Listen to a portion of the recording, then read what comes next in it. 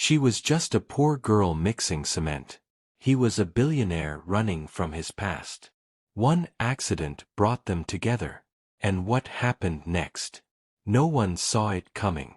This is a story of love, truth, and destiny. Welcome to my channel, where real and touching African folktales come to life. Before we begin, please like, subscribe, turn on notifications bell so anytime I drop interesting tales you get notified, and tell us where you're watching from. In the dusty town of Arowa, where the sun rose early and the people rose even earlier, lived a young woman named Ayo. She was just 21, but life had already left its marks on her. Her hands were rough, full of blisters and scars. Her skin had darkened from years of working under the sun. But her heart was soft.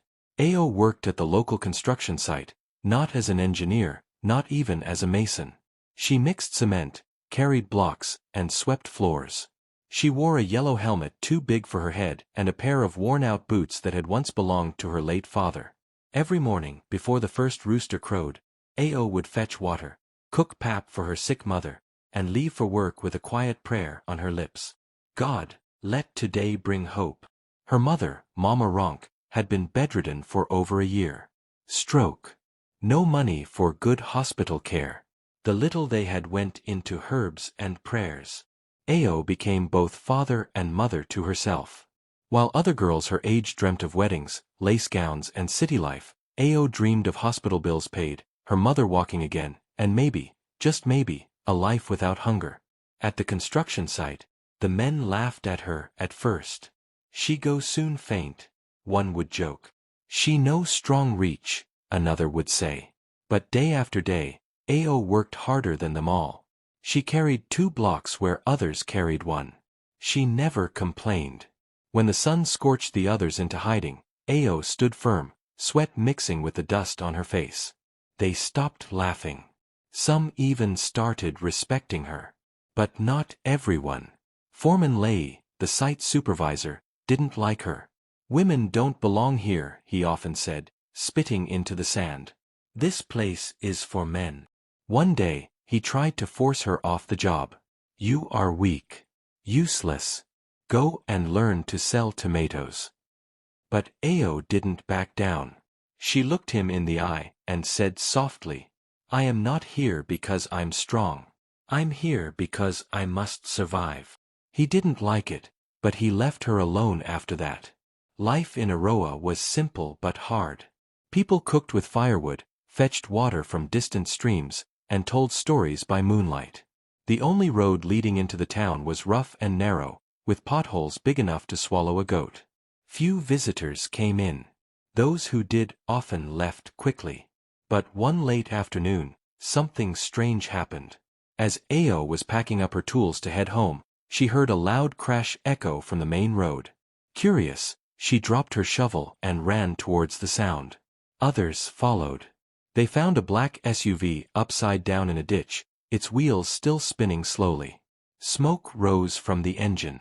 The front glass was shattered. People gathered, but no one moved closer. "Let's wait for police," someone said. "Maybe armed robbers," another whispered. "Abeg I no day involve," came a third. But Ayo didn't wait. She pushed through the crowd and climbed into the ditch. Inside the car, she saw a man, unconscious, blood trickling from his forehead. He didn't look like a villager. His clothes were rich. His watch shone. His face looked too clean for someone who had grown up with hardship. She didn't know who he was, only that he needed help. "Help me lift him," she shouted to the others. "Somebody, please." But they just stood there, afraid or unwilling. So, with trembling arms, Ayo dragged him out of the car, inch by inch, until his body was free. She tore a piece of her wrapper and pressed it to his wound. "You'll be okay," she whispered. "Just stay with me." The man didn't respond. But he was breathing. As the sun began to set behind the hills of Arowa, a girl with calloused hands knelt beside a stranger in the dust, not knowing that this moment would change her life forever. Ayo didn't sleep that night. After pulling the man from the wrecked SUV, she had no choice but to bring him home. The town's clinic had no doctor, only an old nurse who locked up by 5 p.m. And the townspeople? They were still too afraid to come close. He looks like trouble, some whispered. What if he's a criminal or a cultist? Others asked. Leave him there. Not government matter, one man said. But Ao couldn't just leave him. She tied a wrapper around his bleeding head, with her heart pounding fast. With the help of one elderly man who later found the courage, she got him into a wheelbarrow and pushed him home through the dusty roads of Arowa. Her mother, Mama Ronk, was shocked to see a strange unconscious man being wheeled into their small one-room house. Ao, who is this? What are you doing, child? Mama, she said, breathless. He had an accident. I couldn't leave him. But we don't know him. We know he's human, Ao replied. She laid him gently on a mat, fetched warm water, cleaned his wounds, and stayed by his side through the night. He groaned once or twice but didn't open his eyes. She watched his chest rise and fall. He was alive. The next morning, Ao was up early again. She made porridge with the last bit of maize left in the house and gave some to her mother. Then she checked on the man. He was still unconscious, but breathing steadily. As the sun climbed higher, he stirred. His fingers moved. Then slowly, his eyes opened. Ao was sitting beside him, wiping his forehead. Where am I? He asked weakly. You're safe, she said calmly. You had an accident. I found you. He blinked, confused. His mouth was dry. His suit was torn and dusty. His gold wristwatch, still strapped to his wrist, was the only thing untouched by the fall. Water, he croaked. She gave him water from a calabash. He drank slowly, then looked at her, truly seeing her for the first time. You saved me. Ao nodded, unsure how much to say. What's your name? She asked softly. Colonel Adedeo. She didn't recognize the name, and he was grateful. She didn't know he was one of Nigeria's youngest billionaires. Founder of Adedeo Group, a man whose face was always on business magazines and TV interviews. He had taken a secret trip without his bodyguards, trying to escape stress, betrayal from business partners, and fake friends. His plan was to drive through rural towns quietly and think about life. But the brake failure changed everything. For the next 2 days, Colonel remained in Ao's home. She fed him, treated his wounds, and helped him sit up. She didn't ask questions. She didn't care about his fancy watch or clothes. She treated him like a human, not a rich man. Mama Ronk remained suspicious. Ao, be careful, she warned. He's not like us. Don't open your heart too quick. But Ao wasn't falling in love, not yet. She was only doing what she believed was right. Colonel, on the other hand, was amazed. Here he was, a man worth billions, being cared for by a girl who had nothing, and yet, gave him everything. No expectations. No greed. No curiosity about who he was. She treated him with dignity. They talked late into the night. He asked about her life, her dreams. I want to be an engineer, Ao said one evening. Build houses. Good ones. For people who can't afford city homes. And why construction? He asked. Because buildings are like people. You lay the foundation. You carry blocks of pain and still find strength to rise. That night, Colonel stared at the ceiling, thinking. This girl wasn't just strong, she was wise. Her words carried power. Her life had taught her lessons money could never buy. And in that tiny house, on a hard mat with no air conditioner, Colonel Adedeo, the billionaire, slept peacefully for the first time in months. But peace wouldn't last long. Because the world was already looking for him. Ao's small room felt different now. Every morning, she would sweep, boil water, and clean Colonel's wounds with the same hands she used to carry cement blocks. She had never cared for a stranger before, but something about him made her want to do more. And Colonel, he was healing fast. Not just in his body, but in his heart. He hadn't smiled in months. But around Ao, he found himself laughing at silly jokes. She made burnt beans taste good with just her storytelling. She talked about her village life with pride, not shame. And she never once asked about where he came from, what car he drove, or how much money he had. One day, he sat up on the mat and looked around the tiny room. The walls were cracked. The fan didn't work. There were only 2 plastic chairs and an old curtain for privacy. "You live like this?" he asked gently. "It's not much," Ao replied with a smile, "but we're still breathing." "What of your father?" "He died 10 years ago. He was a builder too. Mama says I took his strength." "And your mother's health?" Ao sighed. "She had stroke. Couldn't talk for months. Now she speaks, but walking is still hard. We tried hospital. No money." Kunnel was quiet for a while. "You should be bitter," he said. "But you're not." "Bitterness doesn't build houses," she replied. "It only breaks them." Those words hit him like a hammer to the chest. He thought of the mansions he owned, the companies, the bank accounts. Yet he was the one running from pain. She had nothing. Yet she stood tall in the middle of her storms. But things were beginning to stir outside Arowa. News had spread fast. Billionaire Kunnel Adedeo missing. His disappearance made headlines. His business was under pressure. His friends, or rather, those who enjoyed his money, were panicking. Rumors flew around. He was kidnapped. He's dead. Maybe he ran away with someone's wife. But the truth? He was sitting quietly in a small village hut, being cared for by a poor construction worker. Then one morning, it all changed. Kunnel woke up and saw 2 black SUVs parked outside Ao's compound. His heart dropped. He knew the cars. His security team had found him. Men in suits stepped out, eyes scanning the area. The villagers gathered, whispering. "Who are these people? What are they looking for in Ao's house? Wait, is that the man she rescued?" Kunnel stepped outside slowly, standing beside Ao. His chief of security, Mr. Tund, ran up to him. "Sir, you're alive. Thank God. We've been searching everywhere." The crowd gasped. "Sir? Did he say sir? Is she living with a rich man?" Ao looked at Kunnel, confused. "What's happening?" He swallowed hard.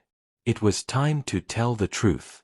He turned to her and said softly, "Ao, my name is Kunnel Adedeo. I'm the owner of K. Adedeo Group. I didn't want you to know. I was tired of being treated like a wallet, not a person. But you treated me like a man. You saved me when no one else would." Ao stared at him. Her mouth opened, but no words came. The villagers were now crowding around, whispering louder. Mama Ronk, sitting in her chair, looked at him sharply. "So, you are the one on TV?" Kunnel nodded respectfully. "Yes, Ma." Ao looked at him, hurt filling her eyes. "Why didn't you tell me the truth?" "Because I didn't want to lose what I found here," he said. "Peace. Honesty. You." She turned away, confused, overwhelmed. The man she had been helping wasn't just a stranger. He was one of the richest men in the country. And now, the whole village knew. That night, Ao didn't sleep. Not from fear, but from pain. Was his kindness real?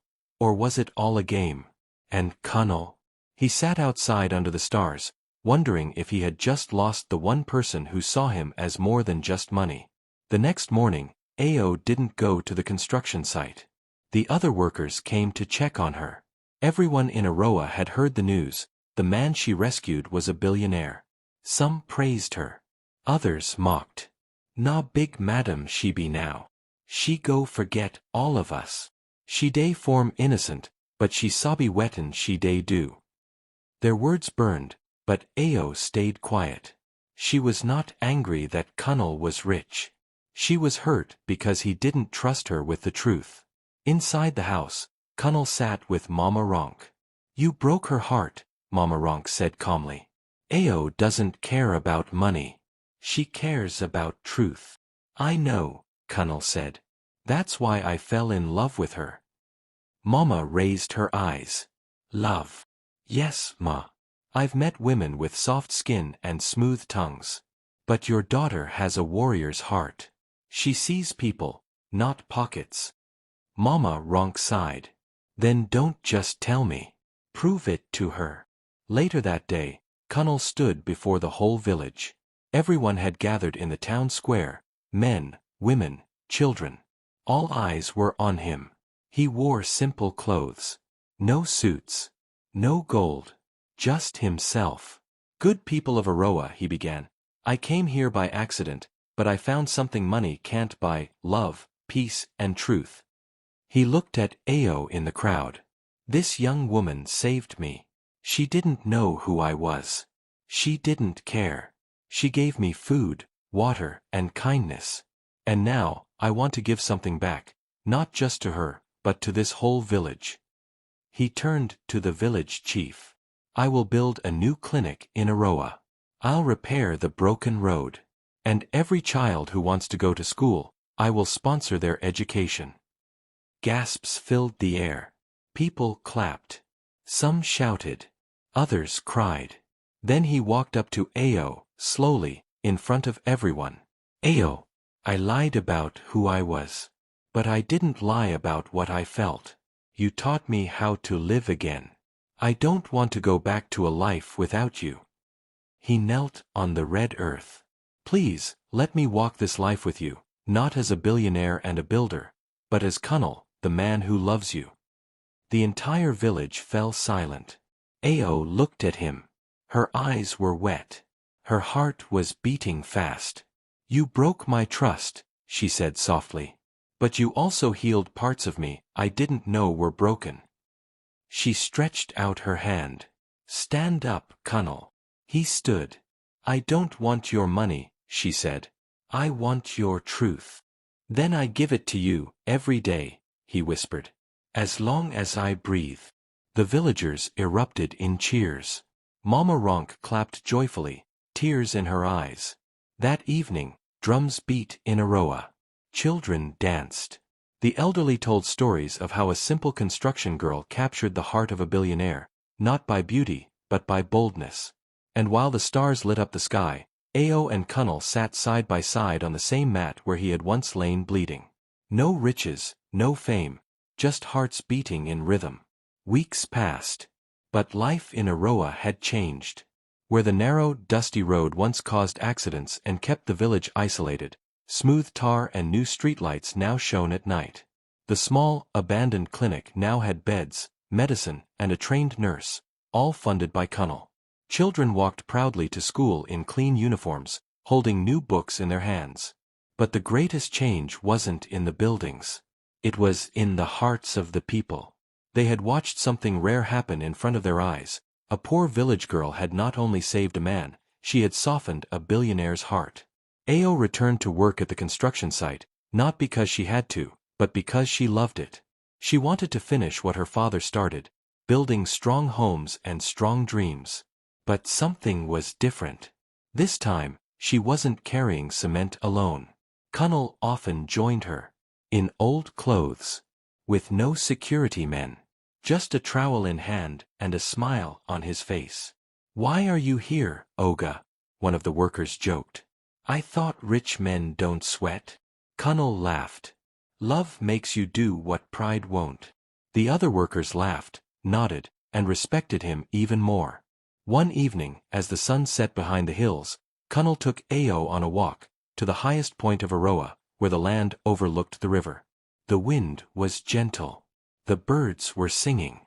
Ao stood quietly, admiring the view. Kunnal stepped beside her and held her hand.